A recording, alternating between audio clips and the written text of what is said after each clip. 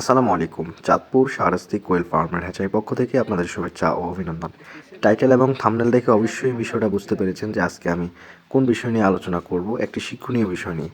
তো সকল খামারিদের এই ভিডিওটি দেখা উচিত যারা নতুন ফার্মিংয়ের সাথে জড়িত বর্তমান সময়ে। তো এই ইতিমধ্যে যে পাখিগুলোকে আমি বের করতেছি, এগুলো একটা নতুন কোয়েল হ্যাচারির বাচ্চা। এগুলো চাঁদপুর শাহরাস্তি কোয়েল হ্যাচারির পাখি না। আমার এখান থেকে প্রায় 30 কিলো দূরে এই হ্যাচারির অবস্থান। ওই খামারি ভদ্রলোক কোয়েল পাখির খামার করবে, আমার কাছ থেকে পরামর্শ চাইলো, এমনকি আমি সব সময় তাকে পরামর্শ দিয়েছি। তো তখন দেওয়ার পরে সে হঠাৎ করে হ্যাচারি খুলে বসছে, কোনো জানা নাই শোনা নাই, সে হঠাৎ করে হ্যাচারি দিয়ে বর্তমান সময়ে পাখি নিয়ে আটকে পড়ে আছে। এই বিষয়টা কিন্তু একজনের না, যে শুধু একজনের এই সমস্যা, এটা অনেক হাজার হাজার খামারি এমন পড়ে আছে যে তাদের কোনো মার্কেট নাই, ভ্যালু নাই, হঠাৎ করে পাখি পাখি খামার শুরু করে হ্যাচারি দিয়ে বসে থাকে। একটা বিষয় আমি আপনাদেরকে ক্লিয়ার করি, হ্যাচারি চালানো কিন্তু এত সহজ না। এই পোলট্রি সেক্টরে হ্যাচারি চালানো অনেক কঠিন। দেখেন বর্তমান সময়ে যে পাখিগুলোকে আমি বের করতেছি, এগুলো কিন্তু অনেক বড় সাইজের পাখি। কয়েকটা পাখি আছে ডিম দেওয়া শুরু হয়ে গেছে। এই পর্যায়ের পাখি কিন্তু খামারি সেল করতে পারতেছে না, অযথা খাওয়াইতেছে। পরবর্তীতে কম দামে আমার এখানে সেল করতে বাধ্য হয়েছে, এবং কি আমার এখানে এসে পৌঁছায় পর্যন্ত পাখি দিয়ে গেছে। এটা কিন্তু একজনের না, শুধু অনেক হাজার হাজার খামারি আছে এরকম এমন যে পাখি সেল করতে পারতেছে না, হঠাৎ করে উৎপাদন শুরু করে দিয়েছে ইউটিউবে দেখে। আসলে ইউটিউবে দেখে যে আপনি হ্যাচারি দিবেন বিষয় কিন্তু তা না, আপনার চাহিদা থাকতে হবে, মার্কেট থাকতে হবে। আমি কিন্তু ফার্মিং বন্ধ করে দেন ওটার কথা বলতেছি না, আমি বলতেছি যারা হ্যাচারি চালাচ্ছে তাদের বিষয়ে। তাদের হঠাৎ করে পরিচিতি নাই, কিছুই নাই, যদি আপনি হঠাৎ করে হ্যাচারি দিয়ে দেন তাহলে কিন্তু এরকম অবস্থা আপনার হবে। এইগুলা কিন্তু অবশ্যই 1 বছরের ভিতরে এরকম সমস্যাটা বেশি হচ্ছে।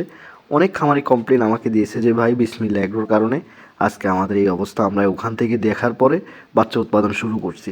যদিও বিসমিল্লাহ এগ্রোর কোনো সমস্যা নাই, উনি কিন্তু বলে নাই যে আপনি হ্যাচারি দেওয়ার জন্য, আপনারা নিজেরা কিন্তু হ্যাচারি দিয়েই কিন্তু আজ এই বিপদে। তো অবশ্যই বিষয়টা বুঝতে পেরেছেন। খামার করেন, আপনি ডিমের পাখি পালেন, 1 বছর 2 বছর পরে হ্যাচারি দেন, ওটা সমস্যা নেই। আপনি হ্যাচারি দেন তাও সমস্যা নেই, কিন্তু আপনাকে একটা মার্কেট প্লেস তৈরি করতে হবে। যে পাখিটা বিক্রি করবেন ওই বিক্রির প্লেস তৈরি করতে হবে আপনাকে। যদি আপনার ওই ধরনের মার্কেট না থাকে তাহলে তো আপনি এইখানে এসে লস করবেন। আর আরেকটা বিষয় বলে রাখি, ডিম সব জায়গায় চলে। আপনি ডিমের জন্য পাখি পালন করেন, ওটা সমস্যা নাই।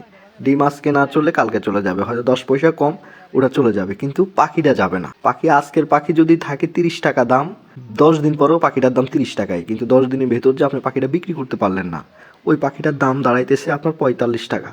ওই আপনার 10 দিন পরে 30 টাকায় বিক্রি করতে হবে, তবে তাহলে প্রতি পিস পাখিতে আমার লোকসান গুনতে হচ্ছে 15 টাকা করে। এভাবেই কিন্তু হ্যাচারিরা, যারা লোকাল হ্যাচারি, তারা কিন্তু লস করছে। তা আমি নতুন যারা রয়েছেন তাদের উদ্দেশ্য কেন্দ্র করে ভিডিওটি তৈরি করেছি।